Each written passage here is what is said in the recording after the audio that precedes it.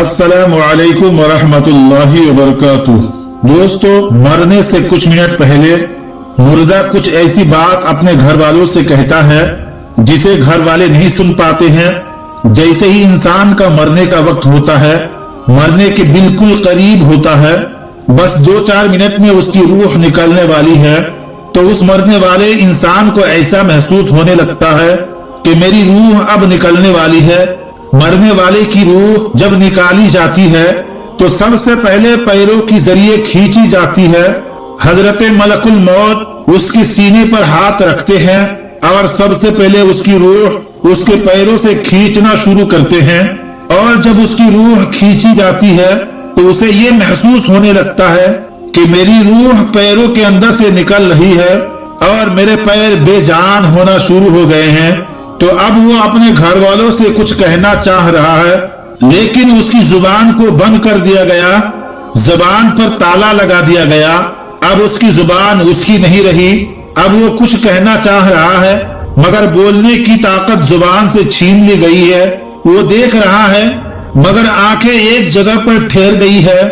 आपने देखा होगा कि मरने वालों की आंखों में आंसू होते हैं। वो इस वजह से होते हैं कि वो कुछ कहना चाहते हैं मगर कह नहीं पाते हैं।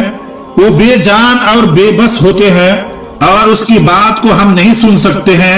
आखिर वो कहना क्या चाहता है? उसकी रूह निकालना शुरू होती है।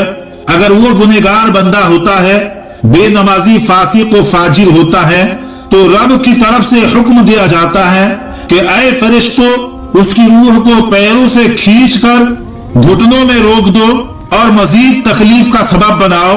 फिर उसकी रूह को कमर पर रोककर ज्यादा तकलीफ का सबब बनाया जाता है। फिर उसकी रूह को सीने में रोक दिया जाता है। रसूल खुदा सल्लल्लाहु तआला अलैहि वसल्लम ने इरशाद फरमाया कि मरने से 2-3 मिनट पहले मुर्दे को ऐसी शिद्दत की प्यास लगती है कि अगर उसको समंदर भी पिला दो तो भी उसकी प्यास नहीं बुझेगी। हजरत ईसा अलैहिस्सलाम अपनी माँ की वफात के बाद उनकी कब्र पर गए और आपने अपनी वालिदा हजरत बीबी मरियम से मुखातब होते हुए कहा, प्यारे अम्मी जान, मैं अल्लाह की हुक्म से मुर्दों को जिंदा करता हूँ। अगर आप हुक्म दे तो मैं अल्लाह से आपकी जिंदगी मांगू।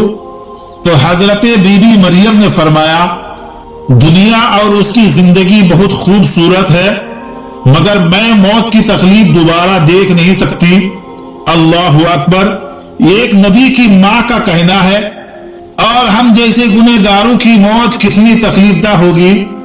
हजरत अनस बिन मालिक रदियल्लाहु ताला अन्हु से रिवायत है कि हुजूर सल्लल्लाहु ताला अलैहि वसल्लम ने इरशाद फरमाया कि सहाबाए किराम का गुजर एक जनाजा पर हुआ।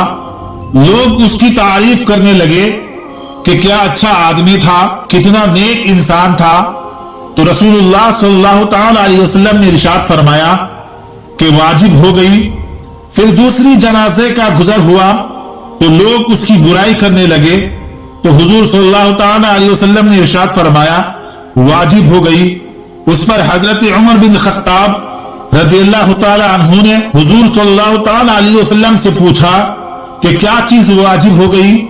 तो हुजूर सल्लल्लाहु ताला अलैहि वसल्लम ने इरशाद फरमाया, जिस मैयत की तुम लोगों ने तारीफ की है उसके लिए तो जन्नत वाजिब हो गई, और जिसकी तुमने बुराई की है उसके लिए दोज़ख वाजिब हो गई। तुम लोग जमीन में अल्लाह ताला के गवाह हो। उसके बाद गुनहगार बंदे की रूह को दिमाग के अंदर रोक दिया जाता है।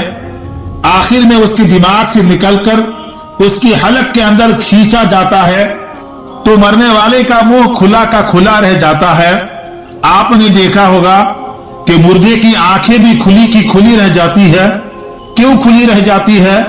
क्योंकि वो मरने वाला शख्स अपनी रूह को निकलती हुई अपनी आंखों से खुद देखता है और मरने से पहले वो ये बातें कहने की कोशिश करता है कि आए दुनिया वालों, ये जो मुझ पर बीत रही है, ये जो मुझ पर गुजर रही है, ये ऐसी सख्ती है कि अगर तुम सारे लोगों पर डाल दी जाए तो तुम सारे के सारे लोग हिलाक हो जाओगे।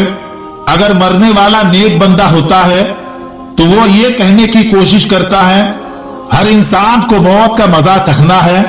तो लिहाजा ऐ दुनिया वालों, तुम अच्छे आमाल करो, अच्छा काम करो, ताकि ये सख्तियां, ये परेशानियां जो बुरे बंदों को दी जाती है वो तुम पर ना हो।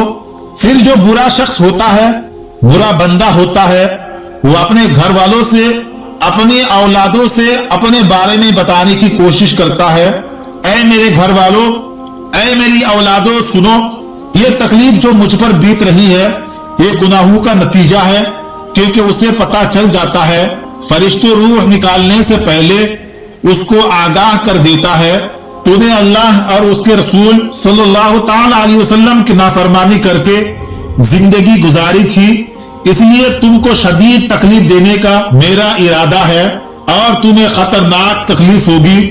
रूह को रोका जाता है उसके जिस्म में और उससे बताया जाता है कि तुम्हें जो तकलीफ है ये तुम्हारे गुनाहों का नतीजा है। इसलिए वो कहने की कोशिश करता है कि जिस दलदल में मैं फंसा हुआ हूं, ऐ मेरे घर वालों, ऐ मेरी औलादों, तुम अल्लाह ताला को नाराज करने वाला कोई काम ना करना।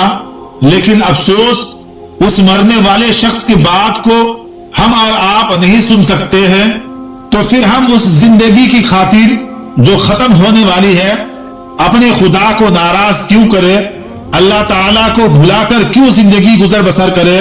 वही घर वाले जिनकी खातिर हम झूठ बोलकर, मक्कारी करके, फरेब करके उनके पेट भरते हैं और अल्लाह ताला को नाराज करते हैं, वही घर वाले मरने के बाद जाकर उस अंधेरी कब्र में रखकर चले आएंगे। कोई भी नहीं जाएगा साथ में, ना औलाद जाएगी, ना बीवी बच्चे जाएंगे, ना रिश्तेदार जाएंगे और ना ही कोई दोस्तों अहबाब जाएंगे। 40 दिन के बाद हर कोई भूल जाएंगे।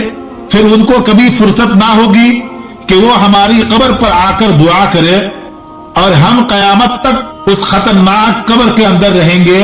तो मरने से पहले इंसान की मौत की तैयारी करना चाहिए। समझदार इंसान वही है जो मरने से पहले मौत की तैयारी कर ले। आखिर में अल्लाह ताला से दुआ है, मौला ताला हमें मौत की सख्तियों से महफूज अता फरमा और हमें नेक अमल करने और बुराइयों से बचने की तौफीक अता फरमा।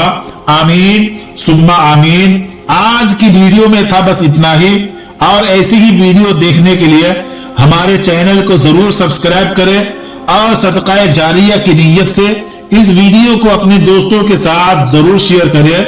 तो मिलते हैं एक नई वीडियो के साथ, तब तक के लिए